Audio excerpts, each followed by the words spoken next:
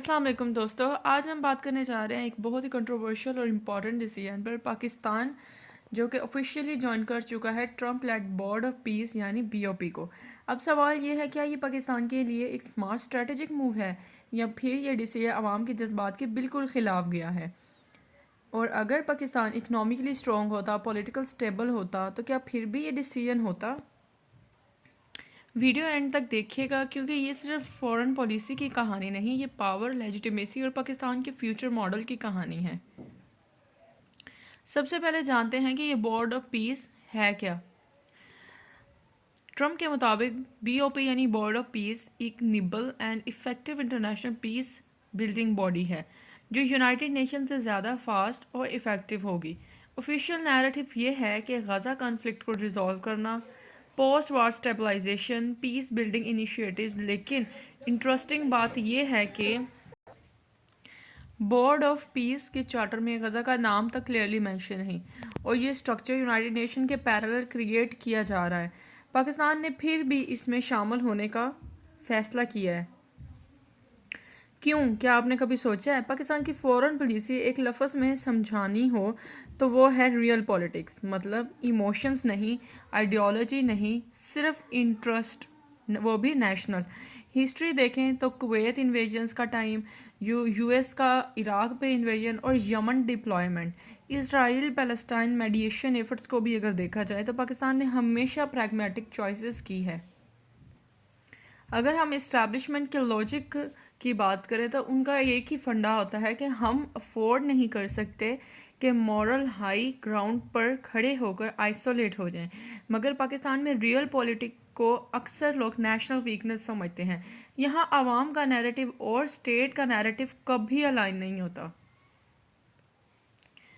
अब मैं यहाँ पर एक कोर क्वेश्चन की तरफ आती हूँ।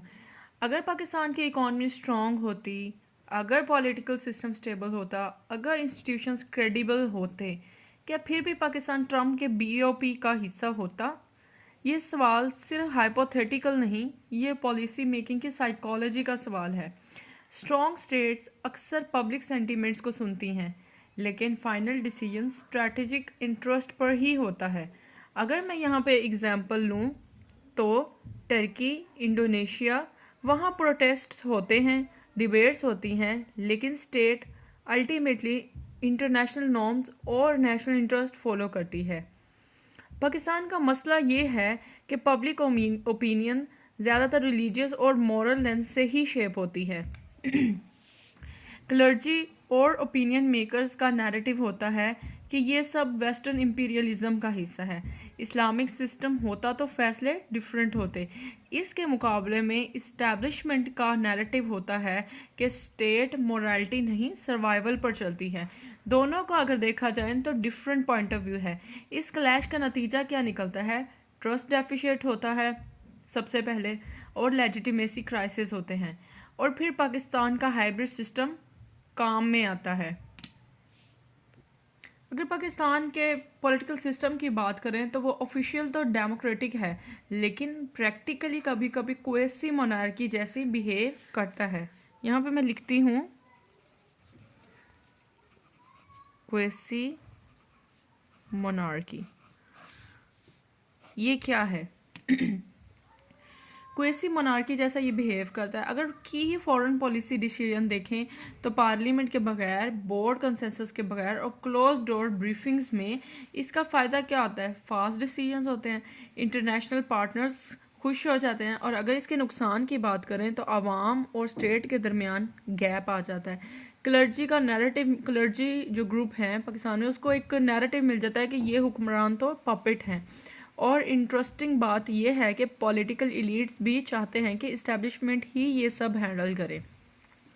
नॉर्मली इस तरह के डिसीजंस पर मुल्क जल उठता है, लेकिन इस दफ़ा अगर देखा जाए तो फ्राइडे प्रोटेस्ट सिंबॉलिक रहे जो कि पाकिस्तान में हुए हैं। जमात इस्लामी, JUIF, शिया ग्रुप्स, लिमिटेड इम्पैक्ट इनके पड़े हैं। इसकी वजह क्या थी? PTI और TLP के साथ मैस्कुलर अप्रोच, मतलब स्ट्रीट, और अगर दूसरी तरफ देखा जाए तो स्ट्रीट पॉलिटिक्स डेलिबरेटली वीकन की गई है। इसके रिजल्ट्स क्या मिलते हैं? TLP ऑलमोस्ट डिसराय हो चुकी है, यानी कि बिखर चुकी है इन सब चीज़ों के बाद पीटीआई की जो मोबिलाइजेशन है वो भी लिमिटेड रह चुकी है।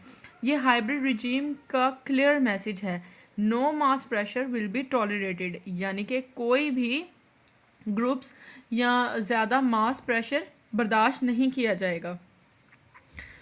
अब अगर जियो पॉलिटिकल एंगल देखा जाए ट्रम्प और यूरोपियन यूनियन का, तो इस डिसीजन का एक और एंगल भी है। पाकिस्तान अब ट्रम्प अलाइंड कैंप में है, ठीक है। और अगर इंडिया की बात करें तो वो यूरोपियन यूनियन और वेस्टर्न यूरोप के साथ डीपनिंग टाइज में है। जब ट्रम्प और यूरोप के दरमियान टेंशन्स थी तो पाकिस्तान के लिए न्यूट्रल रहना थोड़ा मुश्किल था। तो इसके प्लस पॉइंट्स क्या हैं? गल्फ स्टेट्स, अफ्रीका, डिफेंस और इकोनॉमिक कोऑपरेशन, ये सब पाकिस्तान के लिए लेवरेज क्रिएट कर रहा था।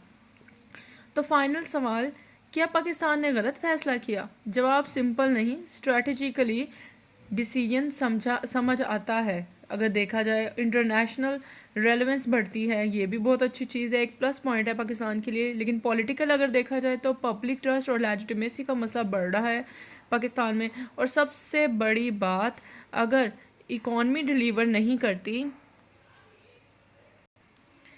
अगर हार्डशिप कम नहीं होती, तो ये अथॉरिटेरियन हाइब्रिड मॉडल ज़्यादा देर सस्टेन नहीं रह पाएगा।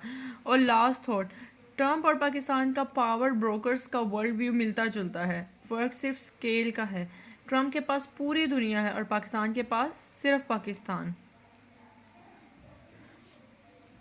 अगर आपको ये एनालिसिस पसंद आए हैं तो लाइक करें, सब्सक्राइब करें, बेल आइकॉन दबाना मत भूलिए और कमेंट्स में ज़रूर बताएं कि अगर पाकिस्तान इकोनॉमिकली स्ट्रॉन्ग होता तो क्या आप समझते हैं कि डिसीजन डिफरेंट होता। अल्लाह हाफिज़ और मिलते हैं नेक्स्ट वीडियो में। तब तक के लिए आप अपना और अपने प्यारों का ख्याल रखिएगा।